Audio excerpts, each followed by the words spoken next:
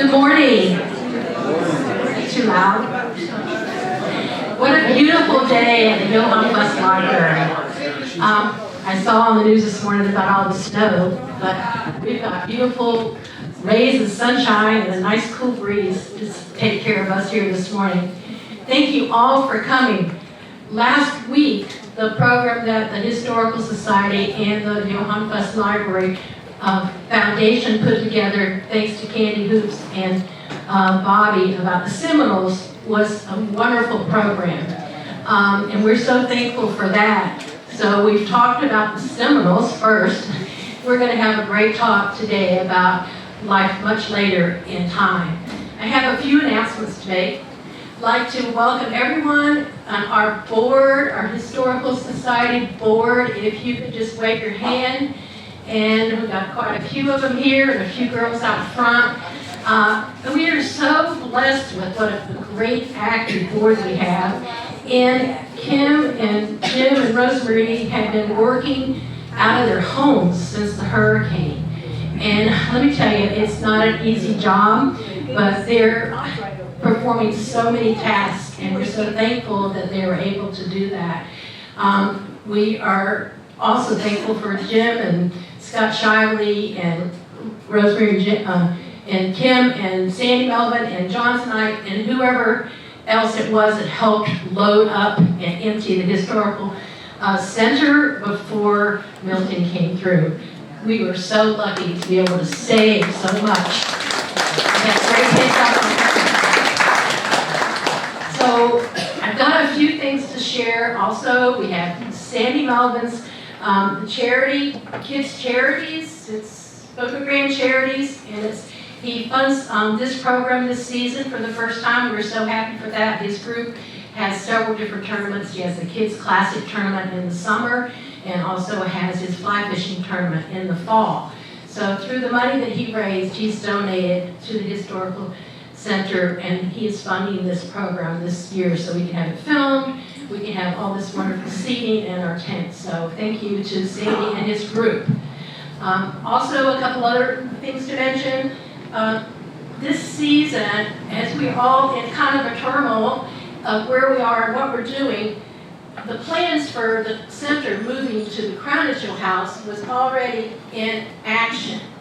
So the Crown House, as we all know, also got damaged. That's slowed down a little bit. But be sure to pick up the flyer out front here that we put together. This is what the proposed look of the new center will look like. And we're so happy to be able to have this. And the board has been working tirelessly on the planning. Anyone that has any artifacts or anything that they know that they'd like to share, we don't need to have them right this moment because we don't have a place to store them.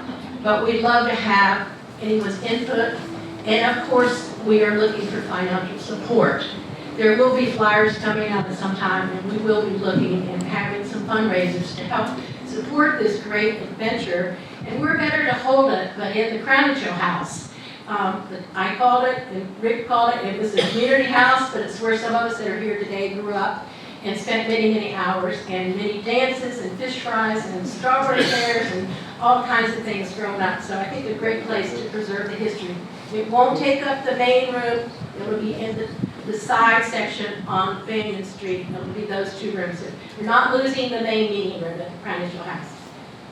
And we're not losing a place for our children, as I was adamant about that. It'll be a place for our children to come and to learn. It's going to be hands-on. So we're so excited about that. I also would like to take the time to mention Bobby, always up here crying, always. But our good friend at Argyle, he was with the History Center from the very beginning. He started out in Van Lee's kitchen, and they put together all these things. Bob passed away this summer. You all might know him from his books and his things. This is his great book, Fisher Folk of Charlotte Harbor. Bob had the foresight to capture the stories and the history and the things of the fishing families that started in the early 1800s. And he put this book together with oral histories. And this is a great tribute to what he contributed to our center. He actually was here last year and was able to speak. We're so pleased about that, but we did lose him this summer. So this series is dedicated to him.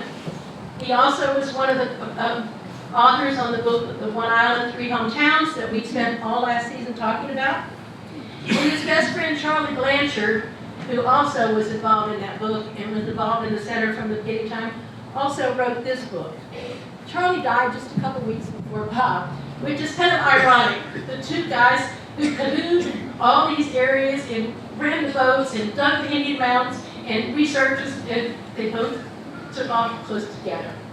So Linda Edith was not able to be here today, Bob's wife, but spoke to his daughter and to Linda, and they both thrilled that Bob was being recognized.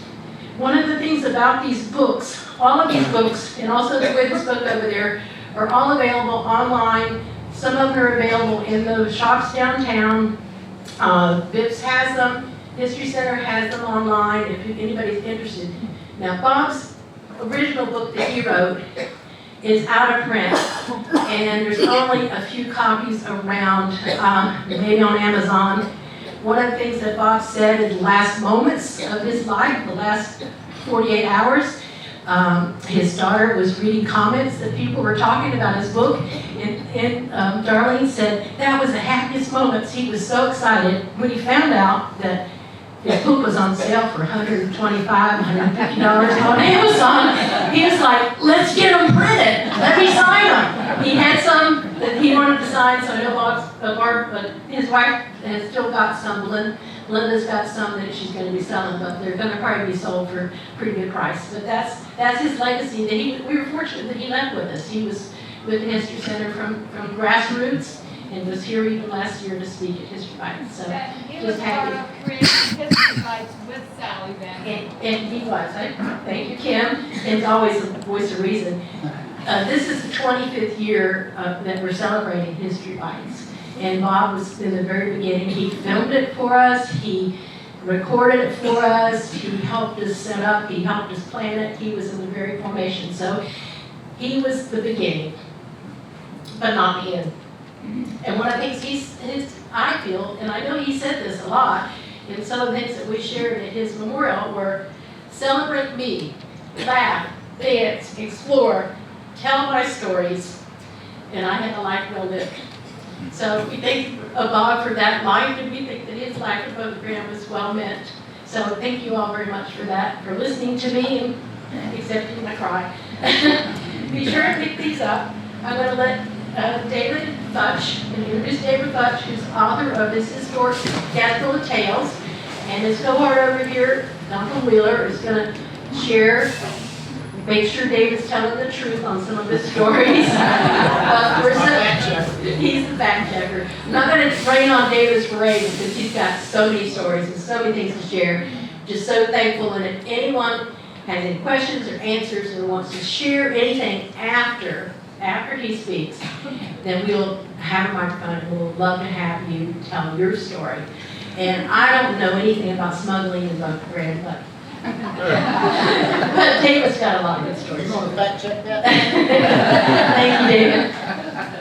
Can I come up?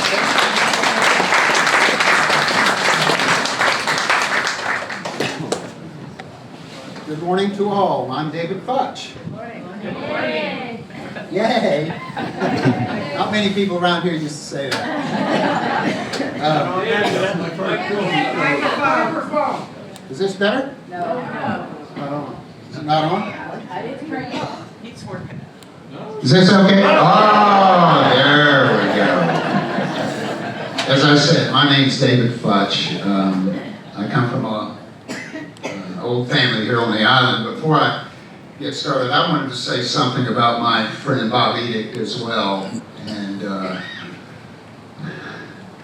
Bob used to work at the fish house. He would cut fish and take the fish in from the commercial fishermen with Tommy Parkinson, who was if you ever went in there and got a fillet or something, some kind of fish or crab or something, you could stand in there for 2 hours and listen to stories. And Bob and Tommy had them all.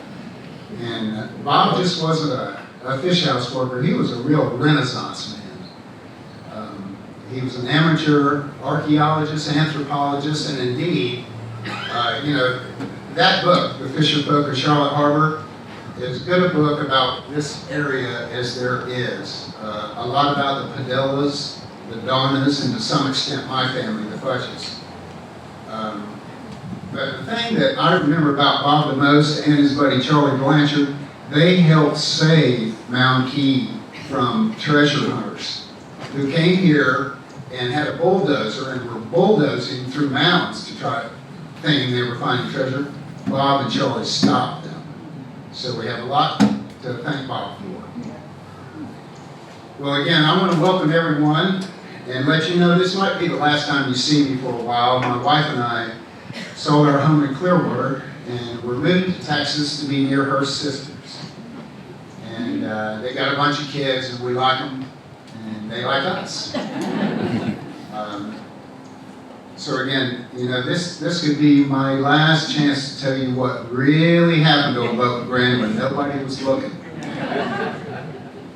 This is my story about pirates I have known, many of them family members and friends. My great-grandfather, Cicero Franklin Futch, came ashore with his new bride at Port Boca Grande in 1883. They would have 12 children, 8 of them boys. All of them commercial fishermen, fishing guides, and smugglers and pirates at heart. There once were so many of us on Boca Grande that a common island saying was, shake a mango tree and a Futch will fall out. And that's because they were probably stealing your mangoes. There's been a pirate presence in Charlotte Harbor and Boca Grande for over 200 years. However, Jose Gaspar was not one of them. It was a made-up story by a man named Panther Key John Gomez, and he made a living out of lying. In other words, he fleeced tourists to tell this story about Gaspar. My pal and fellow writer, Randy Wayne White, he went to the Library of Congress and investigated Juan Gomez. He found nothing. And he looked for Jose Gaspar, nothing. So, anyway, apparently the island's name comes from a Spanish map from the 1750s, and they named it Gasparia. Now, as I said, my pal Randy didn't find anything on Gaspar. On the other hand, my family's contribution to the pirate trade was far-reaching. I've had plenty of jobs in my professional career: writer, former Boca Beacon and Gasparilla Gazette editor, fishing guide here in Boca Grande and along this coast. For the record, I was not a smuggler.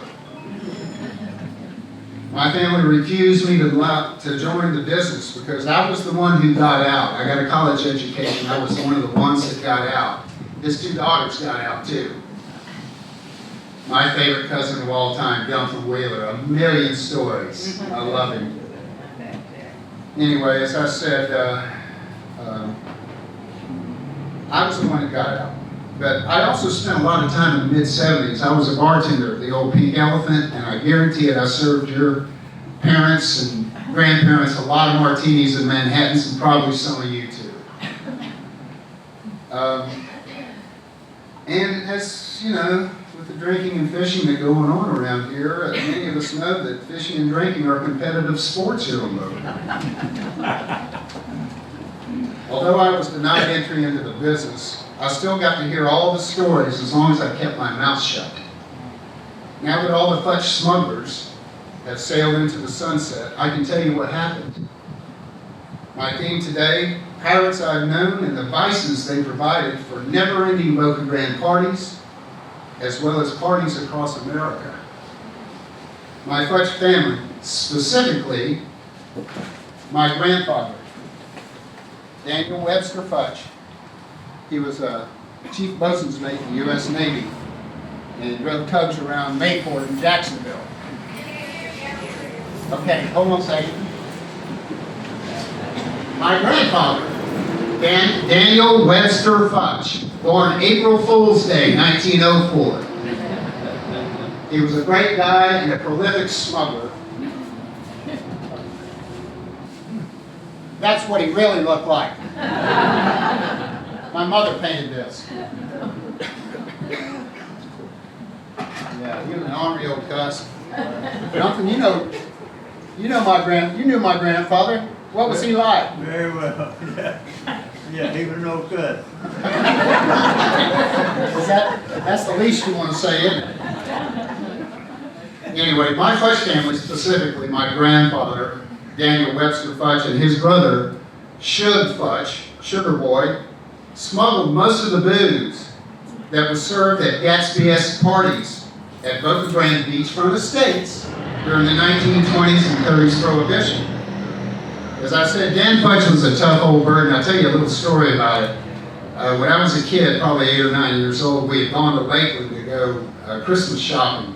And we were walking by the toy section, and I turned to my grandfather, I said, "Granddaddy, I really want that train set for Christmas." And he looked at me, he goes, "Yeah, well, boy, people in hell want ice water too, don't they?"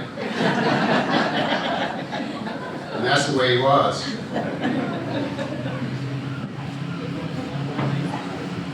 Yeah, anybody that wants something, well, he would say, people in hell want ice water too, don't we? And he also had another one, poop in one hand and wish in the other, see which one fills up the fastest. Now, Dan Futch and Shug Futch were heroes to DuPont CEO Harry Haskell, D.L. Weymouth, and her friends, who all lived at the end of 3rd Street in the Gulf. This close group of landed gentry preferred to call their neighborhood Whiskey Row because of the prodigious amount of alcohol consumed in their beach cottages. Dan and Shug were happy to fill the liquor cabinets. When marijuana became the rage on college campuses in the 1960s and 70s, some of my family members and acquaintances stepped in again by smuggling tons of marijuana through Boca Grande Pass. I'm going to start today's journey with my grandfather, though, something from my book, Historic Tales of Gasparilla Island. Now, I'm going to be selling these at the bookstore downtown for Carolyn Madden. She got wiped out in those 2 hurricanes. She set up after the first one, got wiped out again. So she's getting all the money. So y'all come down and buy a book and support her. So she's getting all the money, so come support Carolyn in the bookstore, please. Anyway, I'm going to start today's journey with something from Historic Tales of Gasparilla Island. First up is my rum smuggling grandfather. This is from a 1979 interview a year before he died.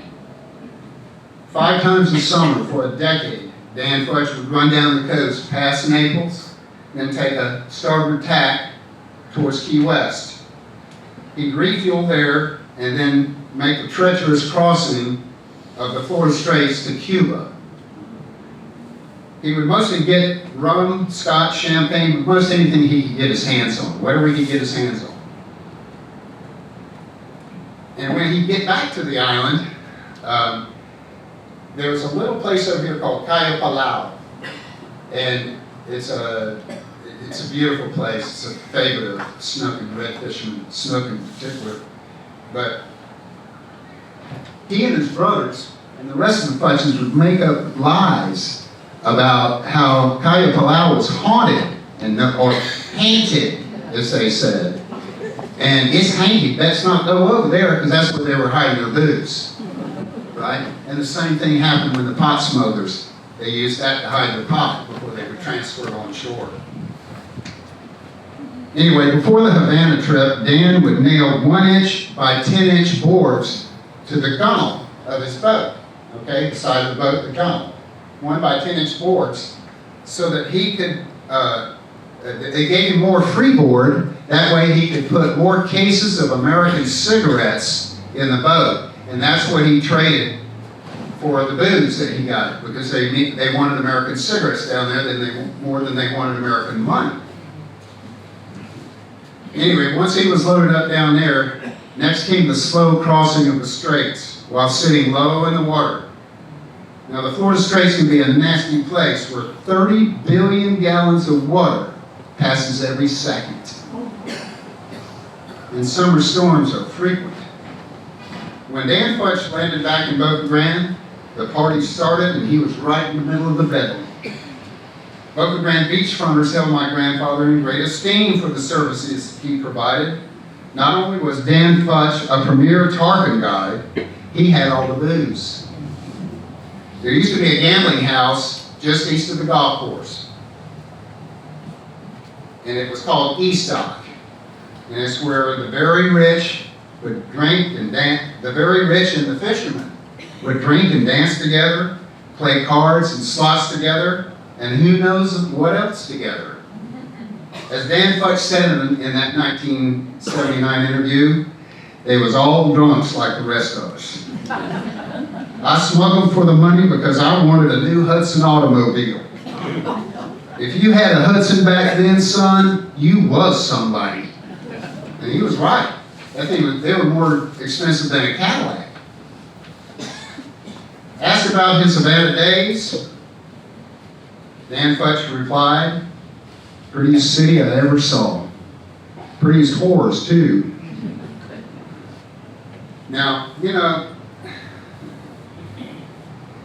the fishermen weren't the only pirates on this island. There were a number of pirates along this beachfront, as you can imagine. And I'll give you just one example. Charlie Engelhard, I knew his wife quite well, Jane Engelhard. She and I were good friends. And if you know anything about Charles Engelhard, and indeed, his story is in my book. And it's called Goldfinger, and I'll tell you why. Charlie Engelhard captured the gold market in South Africa by buying up all these mines. Well, the government passed a law that said, you got to sell the gold back to us at the current world price of $33 an ounce. Well, at that time, you could get $100 on the black market just about anywhere, Switzerland, anywhere.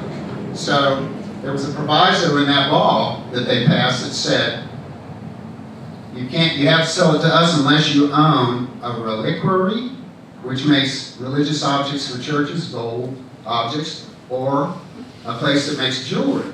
So he bought a jewelry and a reliquary, so to say, and he took his gold that they mined in his mines, made it into art objects, reliquary objects, orbs, staffs, sent it to Switzerland, melted it down, sold it on the open market. And his friend, Ian Fleming, got wind of this and wrote the book Goldfinger after Charlie Engelhard. That is a true story, Dumpling. That is a true story, Dumpling. Now, Dumpling's not going to say anything because he had a little go-in with the Engelhards one time, but I'll let him tell you that story afterwards if you want to talk to him. You got caught, didn't you?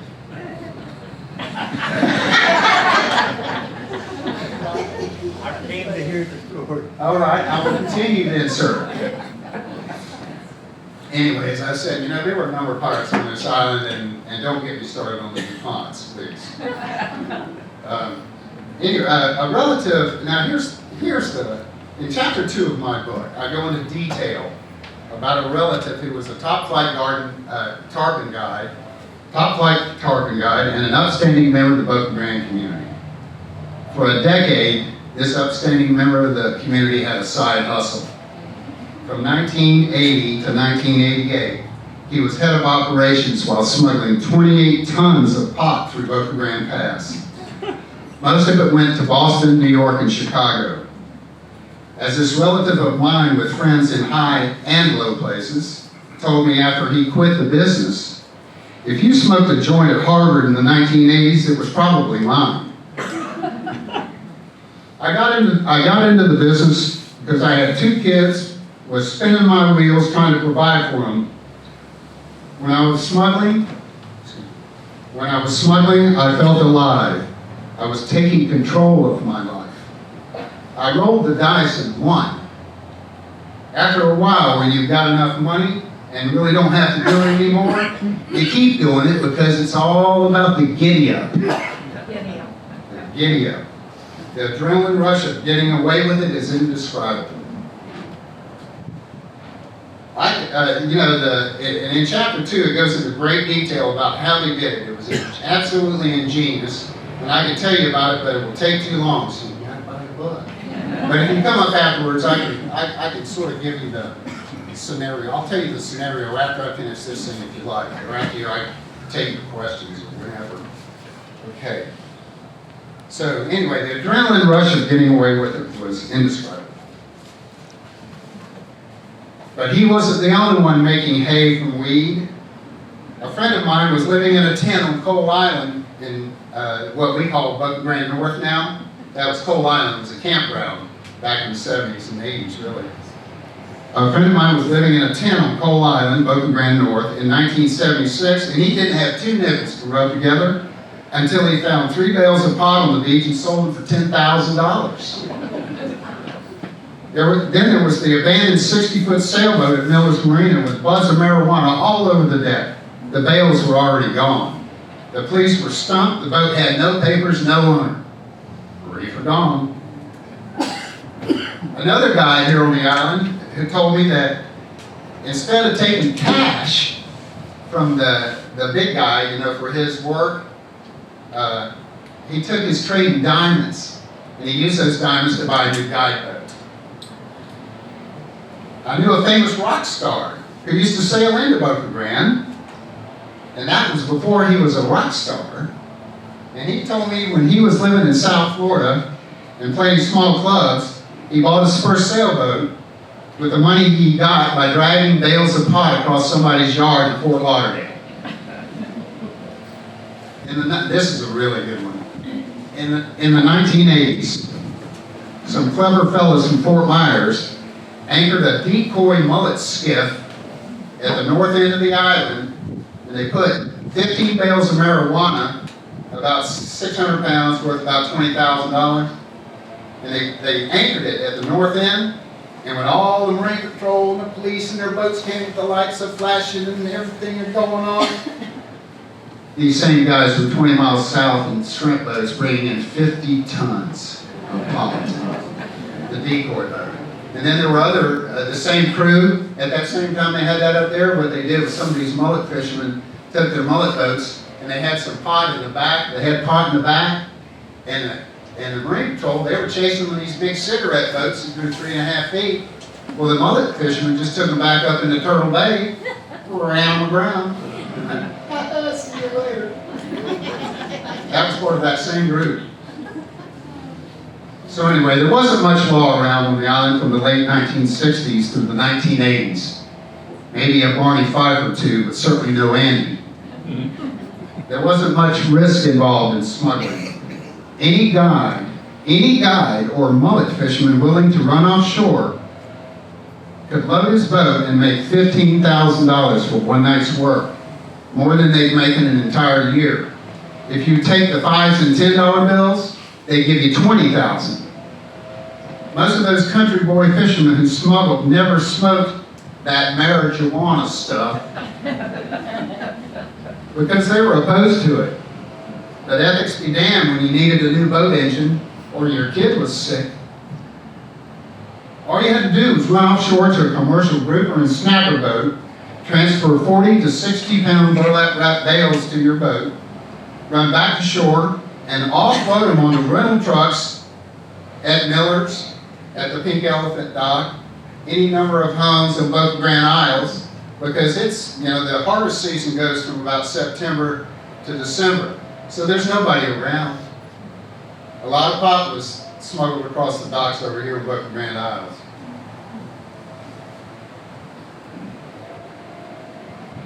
And once you ran back to shore and unloaded it, then the pot was off to Miami, where it would be loaded into the trunks of nondescript. It would be loaded into trunks of nondescript Crown Victorias because they could hold 800 pounds in the trunk. They'd be driven north. Next stop, Harvard Yard. Finally, I'm going to tell you about the absolute king of marijuana smugglers. His name was Raymond Grady Stansel Jr. of Tarpon Springs. It is estimated that in the 1960s and 70s, Stansel smuggled 300 tons of high-grade Colombian gold marijuana worth about $600 million in 1970s money and $3 billion today. Much of that pot came from Boca Grande tax. And what was it? You know, I meant to mention this earlier. We talked about Engelhard or even this guy Stancil. Balzac said, every great fortune starts with a great crime. It is a fact. Most Boca Grande fishermen knew Ray Stancil. My father, Carl, was a friend of Ray's, but refused to work for him. Quote from my father, I didn't want to lose my boat and go to jail like your cousin, Pete Scott. Ray Stancil owned a fleet of trucks. This is where it reads. Ray Stancil owned a fleet of trucks with the motto, "Truckin' for Jesus," painted on the sides. He also owned several large commercial fishing vessels that targeted grouper and snapper. However, the boats were built to smuggle pot. In South America, crews would load the deep holds in the boats with pot, cover it with fish and ice, and simply make their way back over this way to the Gulf Coast. Stancil recruited mullet netters and fishing guys to meet the large commercial boats off Boca Grande and load their smaller boats with bales. Then they'd return to unload at the docks, Miller's, Waterfront, Pink Elephant. Come sunup, those poor mullet netters were $15,000 richer. In the late 1960s and early 70s, the only marijuana available was ragweed pot. It was terrible. And most of it came from Mexico, sometimes a little better weed from Jamaica called Jamaican Red. In a flash of marketing genius, Stancil dubbed his powerful new pot Colombian Gold because of its 24-karat color. It was literally the color of a gold brick. College students up and down the eastern seaboard clamored for Stancil's high-grade ganja.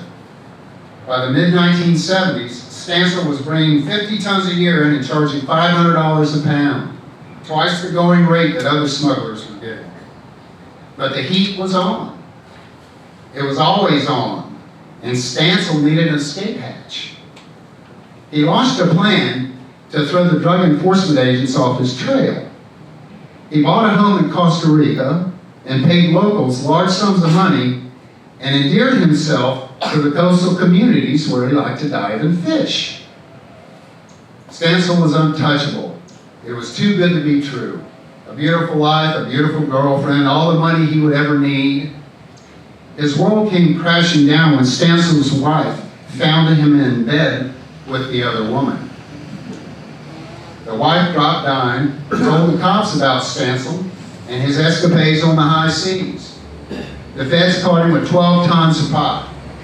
When they searched his mother's Palm Harbor home near Clearwater, north of Dunedin, they found 7 barrels filled with $100 bills. 7 barrels. $100 bills. 7, okay. Stancil was in a world of trouble and facing a long prison sentence. That is until a federal judge gave him some wiggle room. The judge set bail at $1 million cash. This is 1975.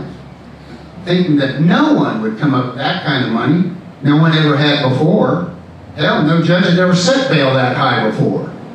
Stancil posted bail. He failed to show for trial and was never seen from again. Here's the rest of the story. His attorney told the judge that Stancil died in a diving accident in Honduras. The feds weren't satisfied.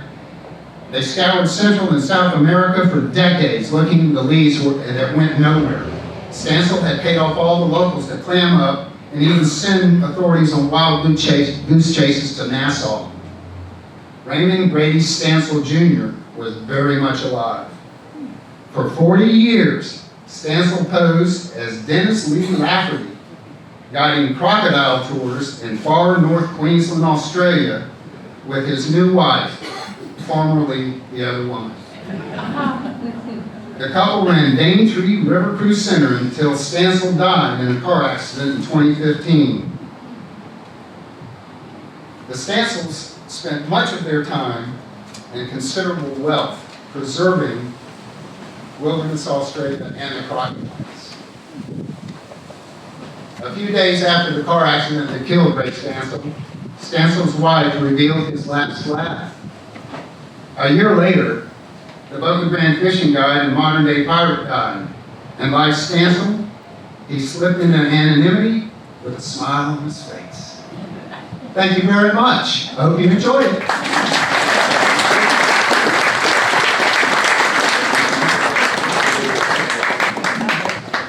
I wanted to show you all this. There used to be the guide dock at the Pink Elephant dock. It used to have 36 slips or 32? 34. 34 slips. See, he's averaged me out. Oh, I'm sorry. Anyway, there used to be 34 slips at the old Pink Elephant guide dock, and we all had a slip, and you can imagine the kind of fun that we had down there. But this was my father's son for his boat, Moby Dick. Okay? You can all see this. Can you see the phone number? WO? Okay? Anybody that tells me, unless you've been around here too long, anybody that can tell me what the exchange is, I'll give you one of my books. If anyone knows what WO, I No, know. no, he was it's gonna not give you. away a book. You can't enter. It can't be a This is family my or cousin. She's got a free book. She Anybody knows knows what WO stands for, the phone number, he's gonna give you a free book. That was the exchange It in, was our Boca Grande exchange, and actually all you had to do was dial at one time 4 numbers and then 5 numbers. yeah. Does anybody know what WO stands for other than family or local natives? No? Woodlawn. Woodlawn, 964, Woodlawn. 964. No free book? I guess not. They'll have to buy it. I'm gonna see if, Dumplin, do you want, I was just gonna say, Dumplin, would you, I know, would you like to That share? must be his daddy's boat, but that's my phone number. That was your phone number, wasn't it? Yes, it was. Yeah, we all used each other, and as a matter of fact, I'll get into our stuff, definitely do. Yeah, we all used each other's stuff. We would, well, if you needed if you were fishing on a boat that morning, you just took one off somebody else's boat, or if you needed some crabs, you went and got somebody out. No, let's have another story about water skiing. Well, hold on a second, but I want, his daddy, Billy Wheeler, always had a lot of equipment, so we always knew that he had a bucket we could go get, or whatever it was, and he started painting, his name was William Wheeler, just like his, and he painted WW with fluorescent letters on everything he owned, everything, his truck, his buckets, his rods. So we couldn't take it. And there's another thing he painted WW on, but I can only say that in mixed company, or unmixed company. Go ahead, what about water skiing, Dumpling? Yeah, I have a little story about coming down to go tarpon fishing one morning, and my boat was gone, and my clients were standing on the dock. And guess who had my boat out water skiing? A fellow by the name of David Futch. So when he said we used everybody, he meant he stole. And Futches were known for that. I'm just gonna add a little bit about the phone numbers. The original Pink Elephant, that was really pink, was built and owned by my father. And upstairs in the bar was a phone booth. And it was a wooden phone booth. You went inside there. It actually was the guide's home base for the phone calls for many, many years. Because the guide dock was down in front of the Pink Elephant, and you know, it was too hot and stuffy to be sitting down there once they got their rod and reels done or whatever. What else do? You go upstairs to the bar at Pink Elephant, you know, have a Bloody Mary, a little Añejo and Coke, or a daiquiri or whatever while you're waiting for your clients or you're waiting for the phone to ring. Well, that phone, I remember it so well. I wish that we had that booth back, because everybody had everything written in it. There was cards in it, phone number. It was mostly phone numbers and things for the guys to touch base with, but my dad had farsed over in the days when Doc was there, they took messages, and the guys would be at the bar, and even if the wife called, or if they get somebody they didn't want to talk to, they were never at the bar, they were working on the boat. They were probably out in the pass or something, catching crabs. But there were dozens of phone, tell them there were dozens and dozens of phone numbers, Yeah, it was on the wall and pencil. and it was about the size of a 3x3 Yeah, by it's fairly 10 big. feet or whatever. And actually, when the Pink Elephant was dismantled and torn down basically before they built the new one, Paula Johnson, they took, and Mike, Took it out. it took the wood and they actually built like a table or a bookcase out of it. I didn't know that for years because I would have loved to have that, but it had so many stories to tell, and I can remember myself being up there and just being so fascinated, just going inside this booth and reading everything, you know. And it had its own story to tell. It was a great story. One other one I have to say is my brother was assistant state's attorney whenever Grace Gansel was being tried and all that, and they did look for him for years, and it was astonishing when we all found out in 2015 where he'd been. It's a great, and his son still comes here fishing, and the poor young man, young Ray, thought his father had died years before and didn't find out for years that he was still alive. So, and there was some sad stories in it too. Does anybody have any questions for David or for Dumplin? I know Dumplin's got a few more stories, I'm sure. He has to be able to tell some stories. Any questions? I want to, one of the funniest things about the Pink Elephant phone booth, can you imagine, back then we didn't have the pocket phone like now. You had to dial 0 for operator and tell them who you wanted. Can you imagine somebody trying to get a hold of a Futch and pick up and say, what is his name? Futch. I'm sorry, what did you say? What you say to me? Yeah, now what street do you live on? Now if I know. Can you imagine what an operator would say? That's right, you used to have to call the operator to get off island, didn't you? Absolutely, you had to call the operator to get county seat in Lee County. Yeah, and you had party line. Oh, You have to get people God. off the line. Hey, get off the line, I need to call Party you. line was the worst. Oh. Yeah, that's, That didn't end, I mean, when did that end? When did the party lines end? Back in the 70s. It wasn't until the 70s, was Probably in the early 70s, probably. it? So we still had to. 80s maybe? Really? 80s? You were here at 78. You still had party lines? I think it was real early 80s, like 81 or something like that. Yeah, technology. Anybody? Hey, David, Yes.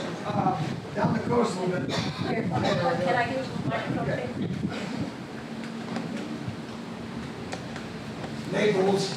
Naples, Everglades City, Chokoloskee, we had the same problem you had, massive quantities of marijuana coming in.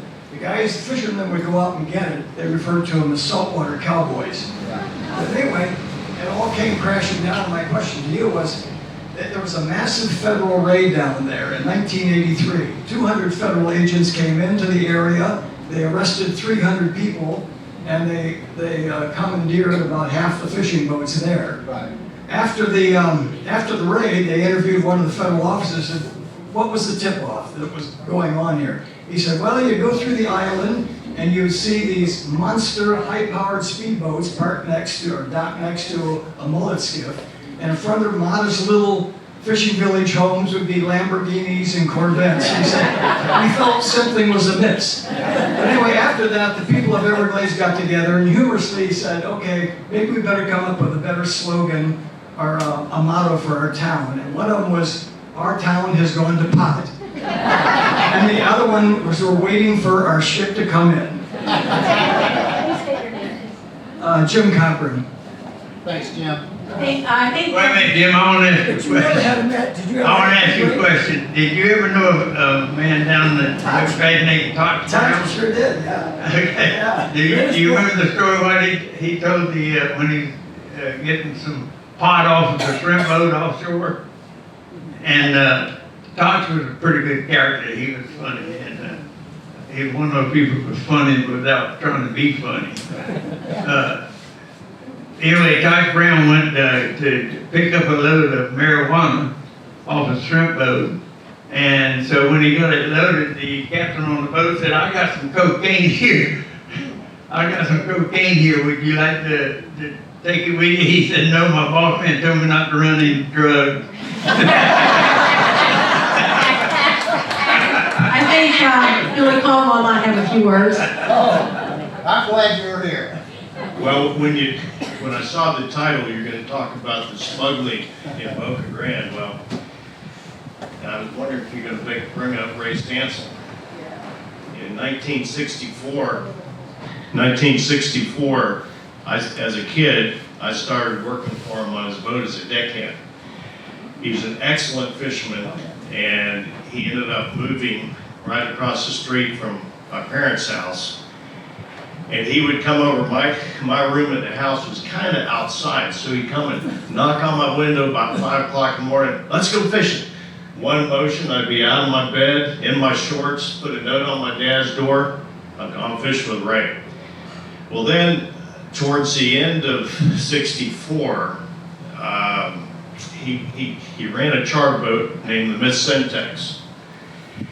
And all of a sudden, the owner of it, which was a Murkison family, Clint Murkison, he wanted to move him out to Texas, out to Port Aransas, Texas, which I was just totally brokenhearted. I mean, this guy taught me how to cast net, taught me how to make a cast net, taught me how to wrap a rod, everything. Excellent. Taught me how to cracker cast, which you came over one time, I showed you how to cracker cast. Yeah, I wish I knew how to do it. And all of a sudden he was going to move.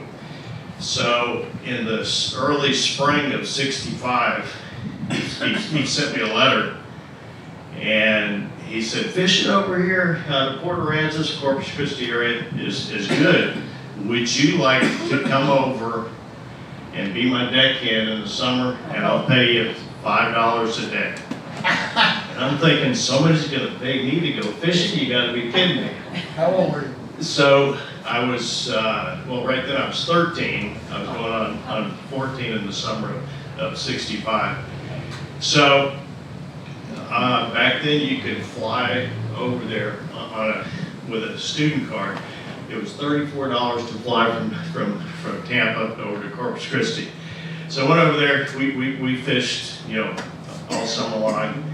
And then the next year, '66, did the same thing, went over to Texas. I first went to the Bahamas to help a guy take a boat down there for the first 2 years. And I went over there, and then in '67, I fished with him over there. Fish was excellent. And in the winter of '67, he decided that he was going to come back over to Florida. So he bought the Miss Syntax from Clint Murkison, came back, and the summer of '68, '69, and '70, he brought it down to Boca Grande, and we ran out of Miller's. I lived on the boat. Mac Miller was there. Dave Garner was a dockhand, and so we fished all the charters out of there the summer of '68, '69, and '70. I went off to college, but I'd come down there in the summer and keep on working for him. And then he called me. The Miss Syntax burned to the waterline. A little suspicious. Yeah.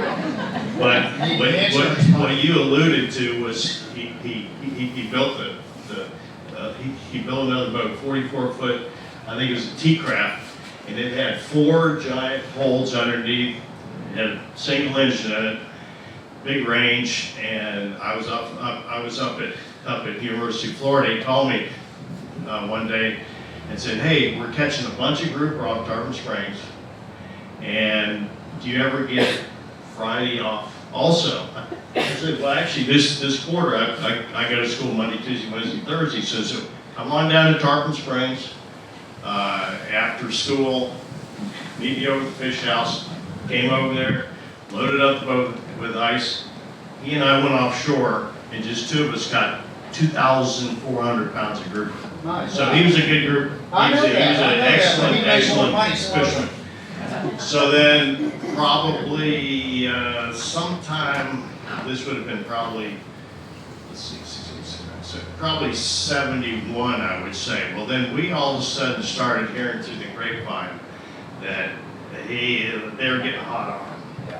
And so he invited my parents to come up from St. Pete, and I went down to Tarpon Springs. My brother-in-law and my sister joined us, and we went out to eat at one of the restaurants up there. And we went, my brother-in-law and I went in the kitchen with him and said, Ray, you know, you need to be careful, because we hear through the grapevine, you are in trouble. So we get ready to go out to eat. My parents and Ray and Midge were in one car, and my brother-in-law and I and one of my buddies were in another car. So just as my brother-in-law is walking out the door, Ray's got this bag about this big. He puts it in my brother-in-law's gut, walks across the street. So they leave in their car. We jump in our car. We look at it, and that was the Colombian gold. And it was as gold as the gold watch. There's no question about it. So we were college age, so we figured we probably better try this stuff. So we didn't have any rolling papers or anything. So Raymond, the oldest boy, he was probably 12 or 13. So Raymond, come here a second. You got any rolling papers? He goes to the house, brings them out. So anyway, as bad as we were, we rolled up a little joint and we smoked it on the way over to the restaurant. Well, we get out of the car. I mean, we can barely walk. My brother-in-law is 5 years older, so we made him go first. Ray had picked out a table with the biggest lights right in the middle of the restaurant. And we all sit down there, grab the menus, hide behind the menus, because we were some kind of messed up. But anyway, I listened to the tales, and it was pretty amazing. And he was indicted on $1 million bail, but they reduced it. E.J. Salcenis reduced it to $500,000, and they posted the bail. And about that time, he was in jail. They put him in jail for a little while. I was going to go up and see him, and we had taken him, one of his sons, it was actually Ronnie. My roommate Hildeham and I took him, Ronnie, and we were going to go up and see him, and then there's family going up, so we didn't go right then. And then he posted bail, and that was the last time anybody saw him. But nobody thought he was gone. No, but there were the rumors, the rumors supposedly pulled into Fort Myers Beach with about 10 trash compactors. I think all that stuff was. He had moved to Nassau. He had moved to total. Ukiah. He had moved Was total to bull. Walker's Cay. But and then when he did come out that he had died, this gal named Lucy Morgan, she wrote for St. Pete Times, and she followed all the drug smuggling year after year. And my brother-in-law read the first article that came out. He said, Lucy, you gotta call my brother-in-law, because he worked for him for 7 years. So we talked back and forth. It was really, really interesting what happened. But I just had to throw that in. Thanks, Billy. Okay. Good to see you. Thank you, Billy. It's nice to have another French friend in that. Anyone else have any questions, anything I'd like to say? No, there's got to be more stories. I know you two have more Well, stories. you want me to tell you how this guy did it, the ingenious way about how this guy did it? I'll tell you about how the guy did it. It was ingenious. A high school friend of his was in federal lockup in Miami for smuggling, of all things. And his roommate was a Spaniard named Joe. And Joe asked the fishing guide's high school friend, Joe asked him, is there a place in Florida where I could smuggle some marijuana? And he goes, you need to go over to Boca Grande. And they came over and found this guide. And so how they did this was they bought a 55-foot mortgage sailboat. they found a really good sailor that they knew in the Florida Keys, who then cut his waist-length hair and traded in his flip-flops and shorts for a jacket with epaulettes, a nice captain's hat, and a meerschaum pipe. And what they did was they took the sailboat down to South America, packed everything, every corner compartment in that boat with pot, except for the salon, which is the main area where people sit and where the galley is. And so there's nothing in the salon, but there'd be 7 or 8 tons in every spot in that sailboat. So then once he got the pot, he would sail up to the oil platforms off of Louisiana. And there are so many up there, you get lost in them. They can't even track it because there are so many. So he'd get lost up in there and sail around, and then he'd head straight to Boca Grande. And they always did this on Super Bowl Sunday. Nobody's on the water, folks. And so he pulled the sailboat up the harbor until he'd take it as far as he could go. In the middle of the day, an anchor up, and the guide would go out to the boat, and they would drag a 40-foot barge, 30 or 40-foot barge that had no engine on it, out to the sailboat from a place called Two Pines. You know where Two Pines is? I don't know. Yeah, you do. Anyway, and Two Pines was a road that comes off of Burnt Store Road. This was a little U-shaped drive. You'll see it. It's about a mile south of Burnt Store Road.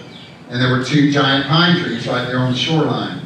And they would drag the barge up in there, load 2 rental trucks, which would then go 2 different directions. One would go down towards Naples across Alligator Alley. The other one would go across Palm Beach Boulevard in case one of them got busted. They still had half. And then they would load it into the trunks of the cars. But on the last time they ever did it, it had been raining like hell for days. And when they loaded up the rental trucks, they bogged down in the mud, almost up to the top of the wheels. They didn't know how the hell they were going to get them out. And it's about 3 o'clock in the morning. They knew they had to get out of there by sunrise. So they started chopping down pine trees. And they made a road. They literally made a road. And the one guy, fortunately, had a Jeep. And they attached a strap to it, and they pulled them out. And then when one of the trucks was going down Burnt Store Road towards Pine Island Road, and you can either make a right to go out to Pine Island, or you make a left to go to Fort Myers. So what they did was, the cops were behind him. A cop was behind him with his lights flashing. So he turns his right signal on and goes left, and then pulls into the woods. And they see the cop, and he takes a right, all and asks, saying he's going to catch him. Then they see him coming back the other way. But they were down in the woods, and they never caught him. Anyway, that's how they did it. I thought it was ingenious to use this. The sailor told me one time on one of the trips that a Coast Guard cutter followed him for about 6 hours. And they finally pulled up next to him, and they were looking down there, and he lit his meerschaum pipe, and, "Oi, mate!" And they went on. So anyway, that's how they did it. It's in the book. Come see me at the bookstore, 1 o'clock for free. Thank you very much. I'm glad you all came. Please feel free to come up if you have any questions. I'd like to also thank once again to the Young Bus Library Foundation for allowing us to hold this History By program here. Please stop in and visit the library. It's now officially open. Thank you, Kim, for all your hard work. Thank you, David, Jim, Rosemary, everyone that's here. Next week, History Bytes, same place, same time. Dusty Hopkins is the speaker, and he is the publisher and owner of the Boca Beacon, as you know. So we're going to be excited to hear Dusty tell stories next week. And then Captain Van Hubbard is our last week in February, will be also speaking. So thank you all for coming. Same time, same place. Enjoy.